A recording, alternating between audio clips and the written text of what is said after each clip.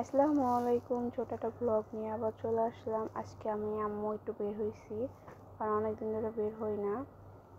এই তো পাখির ঘরগুলো কিন্তু অনেক সুন্দর লাগতেছে, মাশাআল্লাহ। এগুলো কিন্তু আমি হাতে অনেক সুন্দর করে বানাইতে পারি, কিন্তু সময়ের অভাবে আর বানাইতে ইচ্ছা করে না, কারণ একটু ফ্রি হইলেই মনে একটু রেস্ট নেই।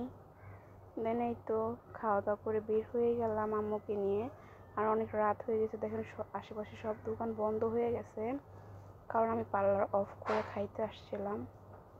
দেন ওয়াদিনের সাথে আমি দুষ্টামি করতেছি যে এটা আমার আম্মু, ও বলতেছে না এটা আমার আম্মু।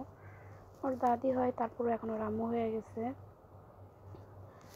বাসার জন্য একটু ফুচকা আর চটপটি নিয়ে আসছিলাম, এখান থেকে আমিও একটু খাবো। ফুচকা দেখলে যতই পেট ভরা থাকে তাও খাইতে হবে। আপু এই আঙ্কেলের দোকানে ফুচকা আর চটপটি অনেক পছন্দ করে।